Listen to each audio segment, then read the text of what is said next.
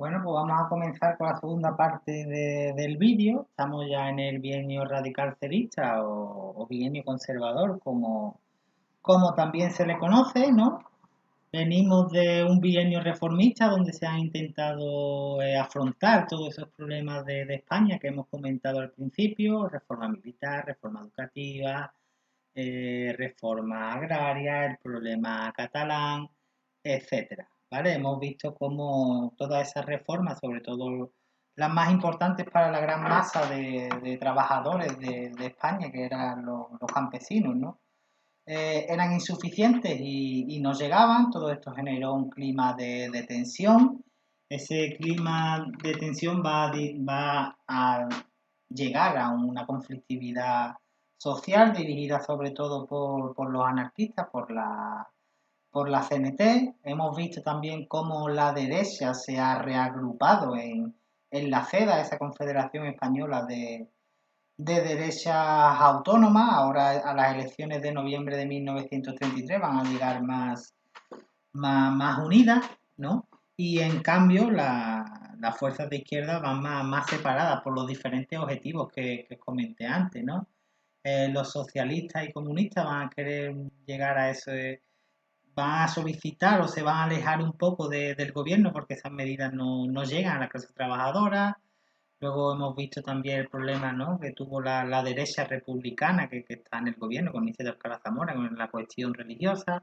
Total, todos estos problemas van a desembocar en eso: los sucesos de Casas Viejas de 1933. Todo eso va a desembocar en una convocatoria de nuevas elecciones en noviembre de 1933 y que darán el triunfo a las fuerzas de centro derecha, ¿vale? Bien, lo que os vengo comentando, ¿vale? En estas elecciones de noviembre de 1933, los anarquistas, liderados por la CNT y la FAI, fijaron tanta el descontento con el gobierno republicano de la extrema izquierda que van a llegar incluso a pedir la abstención en las elecciones. Abstención significa no ir a votar, ¿vale? Y así será. He estado también investigando un poco en el caso de Espera. Espera no cumplirá esto, ¿vale? En las elecciones de noviembre de 1933, debido al desprestigio del bienio reformista, Espera, ¿vale? Va a llegar a un nivel de abstención muy bajo, solamente un 5%, ¿vale? Es decir, en Espera fue a votar el 95% de los espereños, comparado, por ejemplo, con Ubrique. En Ubrique solamente fue a votar un 25% en las elecciones de 1933. Yo creo que es algo muy característico del carácter del espereño, ¿no? Espera, la verdad es que siempre ha sido un reducto bastante fuerte de la consigna obrera, ¿no?, de la izquierda, liderados por la persona que os comenté antes, por Curro Garrido, ¿vale? Seguimos, no me enrollo más. Izquierda. La izquierda llegarán divididos, como os he comentado, y la derecha se unirá en la CEDA. Y luego están los partidos de extrema derecha, ¿vale?, de Falange y de la JOM. En estas elecciones sí vota ya la mujer por primera vez, ¿vale? Ejercen su derecho a voto.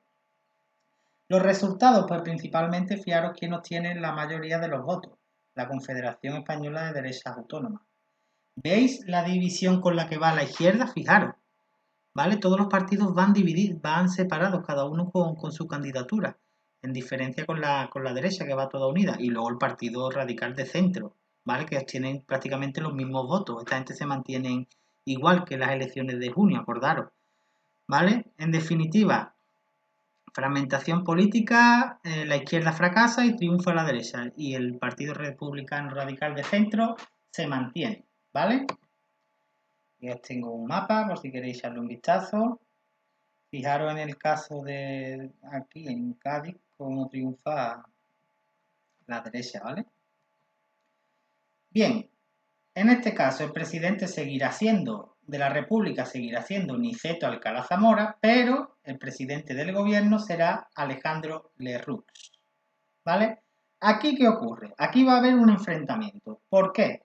Porque la CEDA estaba liderada por José María Gil Robles, ¿vale?, que era bastante de derecha. Por lo tanto, Niceto Alcalá Zamora, digamos que no veía a pesar de que la CEDA obtuvo un...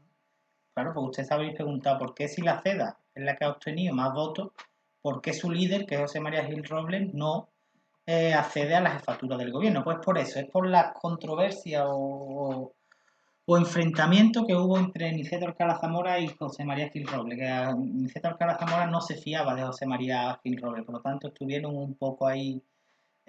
Por eso el gobierno, fijaron que las elecciones son en noviembre, el gobierno empieza en diciembre, porque no llegaban a un acuerdo hasta que finalmente el acuerdo fue que el jefe de gobierno era Lerroux y la CEDA entraba en el gobierno, pero solamente apoyando, ¿vale? Pero que realmente dirigía todo el cotarro, por lo menos en primera instancia, era el Partido Republicano Radical de Alejandro Lerroux, ¿vale?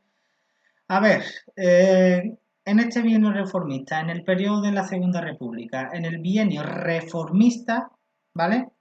Podemos ver cómo todas esas reformas que se quisieron proponer, ¿vale?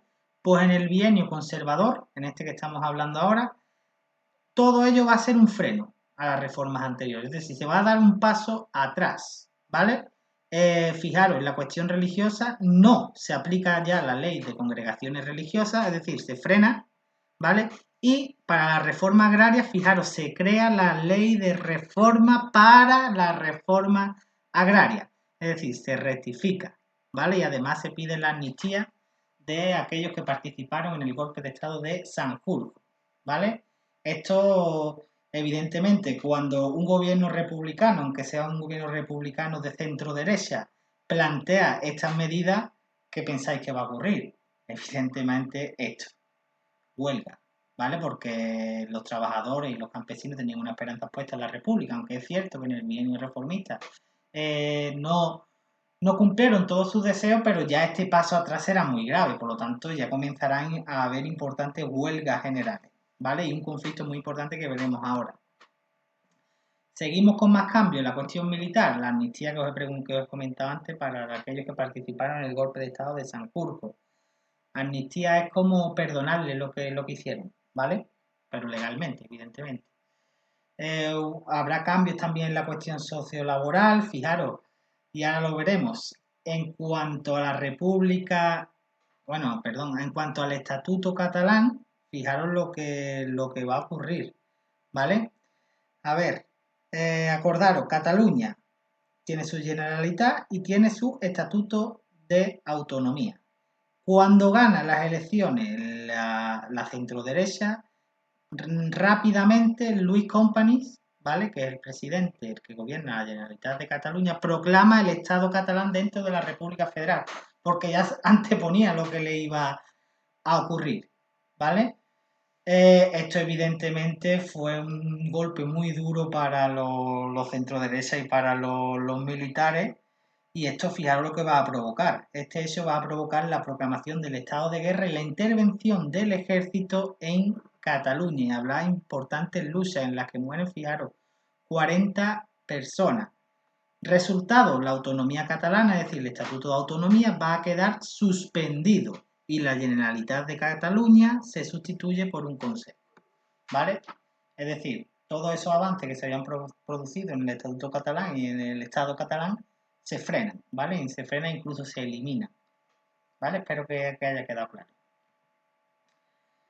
Todos estos pasos atrás, todas estas reformas de las reformas anteriores va a tener un desenlace, que es la Revolución de Octubre de 1934, ¿vale? Esta, como consecuencia de las medidas anteriores, ya os digo, hubo un importante aumento de la agitación social, liderada principalmente por los anarquistas y el sector más radical del PSOE, y finalmente se va a producir esto, la Revolución de Octubre de 1934. Y otro hecho que va a agudizar que exista esta Revolución de Octubre de 1934 es esto, que Lerroux va a decidir modernizar tampoco.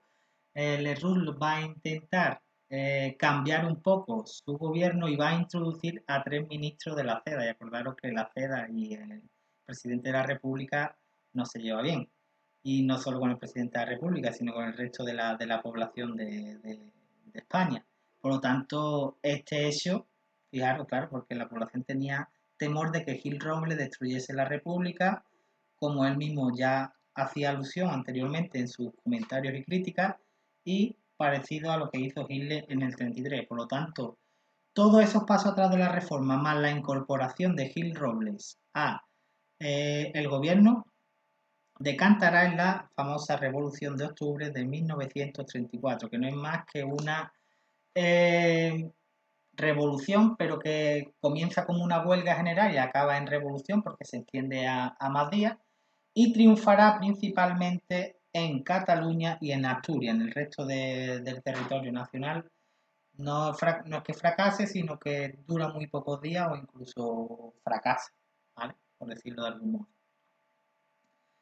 El 5 de octubre comenzará la huelga general, que es cuando lo que he comentado antes, ¿vale? Que vuelve a proclamar el Estado catalán y se le pondrá fin a esta revolución en Cataluña con la invasión, ¿no? Con la introducción en territorio catalán de las tropas del general Batet, ¿vale? Que tras esta intervención del ejército, este movimiento de huelga general se le pondrá fin, ¿vale? Y los miembros del gobierno, entre ellos Luis Company, irán a prisión, ¿vale? Donde sí fue un auténtico intento de revolución social fue en Asturias, ¿vale? Los mineros protagonizaron una auténtica revolución social, ¿vale? Se unieron anarquistas, socialistas y comunistas, ¿vale? Para intentar hacer frente a lo que estaba ocurriendo en el gobierno. En Asturias existían también ahí en el territorio de Asturias donde estaban las principales industrias de material de explosivos y de armas. Entonces digamos que los trabajadores estaban bien armados, ¿vale? ¿Cómo se va a intentar o cómo se va a poner fin a esta revolución de octubre en Asturias? Pues el gobierno enviará al comando de la Legión, que partirá desde África, ¿vale? Y al mando de esa agrupación de soldados de la Legión irá el general Franco, que cuando ya va apareciendo en escena, ¿vale? La resistencia y la lucha entre los revolucionarios y el ejército durará algunos días, pero finalmente acabará sofocada, ¿vale? Aunque la represión es cierto que fue durísima. Fijaros los muertos, ¿eh? Llegaron a más de 1000 muertos y 30.000 detenidos, entre ellos Manuel Azaña y Largo Caballero. Aquí lo tenéis, la incidencia de la Revolución de Octubre. Como veis, los principales focos, Barcelona y Asturias, ¿vale? Aquí en Cádiz ni triunfó inicialmente.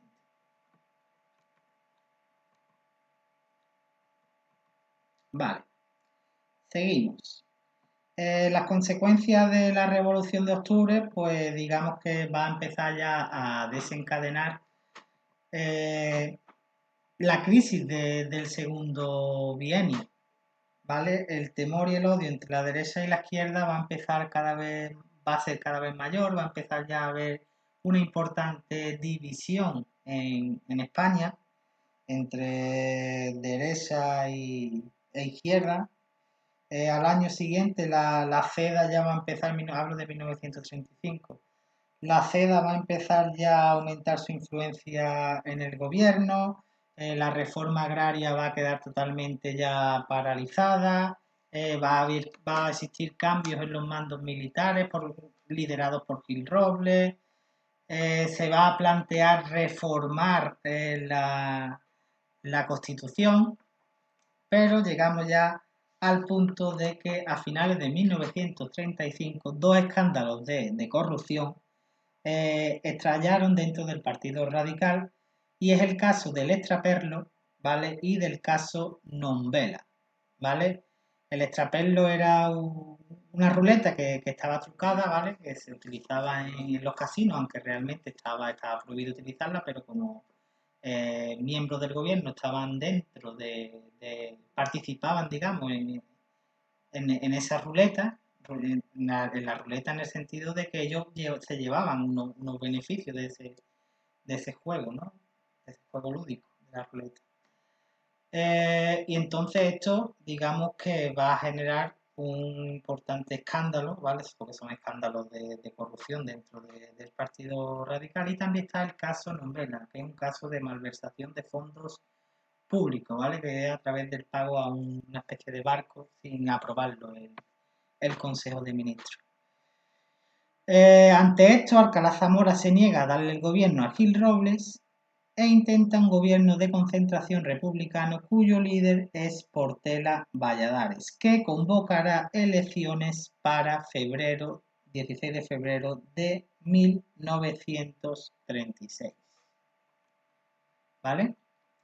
En esas elecciones de febrero de 1936, los partidos de izquierda, tanto republicanos, socialistas, comunistas, constituyeron una gran coalición electoral. Es decir, ahora sí van a ir unidos de nuevo a las elecciones, ¿vale?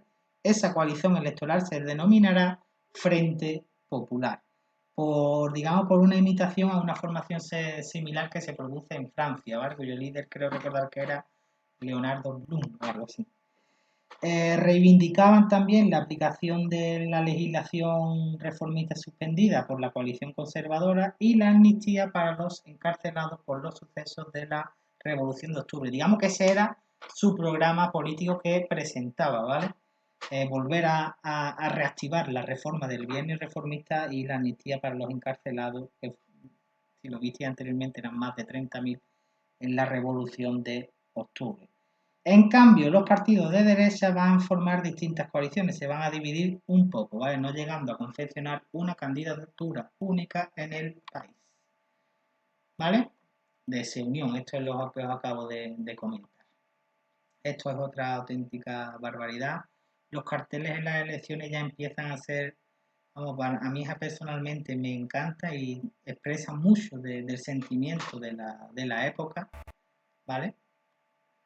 Fijaros, votar al Frente Popular eran carteles que se pegaban en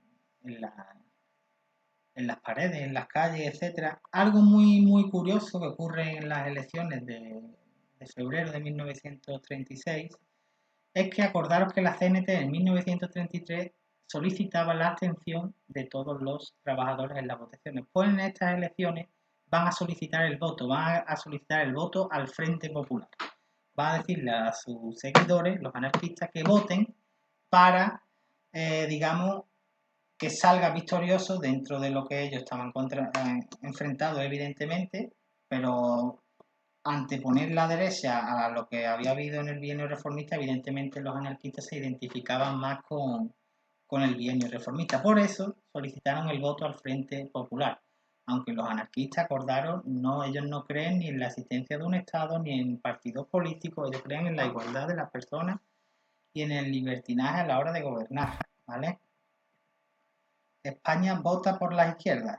¿Eso qué significa? Victoria ajustada, pero con la ley electoral le va a otorgar una amplia mayoría a el Frente Popular. El Frente Popular obtuvo más o menos el 48% de los votos, ¿vale? Convirtiéndose en la fuerza ganadora. Las derechas rondan en torno al 46,5% de los votos. Y el centro, que aquí decae el Partido Radical, por los casos de corrupción que hemos visto anteriormente, obtiene solamente el 5%, ¿vale?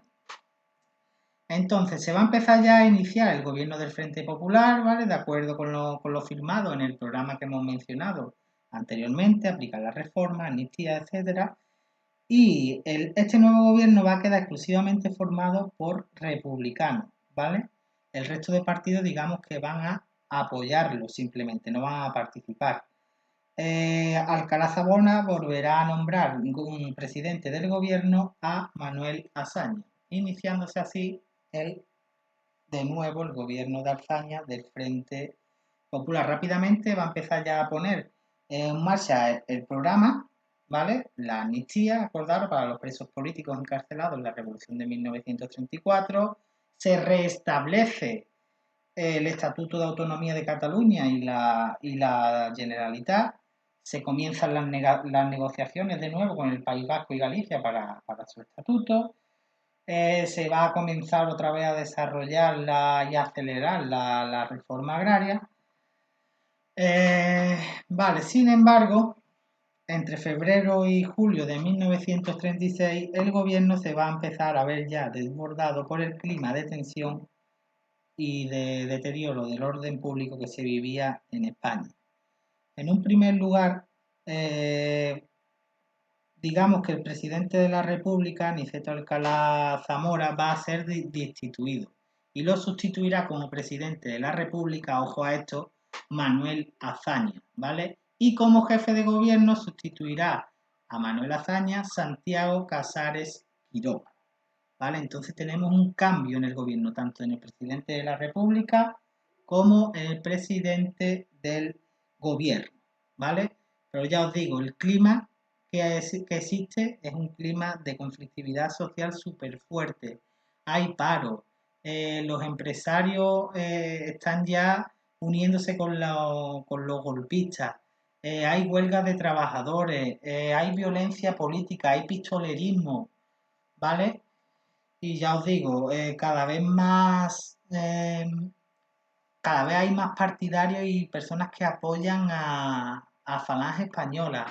En definitiva, se va a ir ya creando esa conspiración militar que va a desembocar, ¿vale?, en el golpe de Estado de Franco.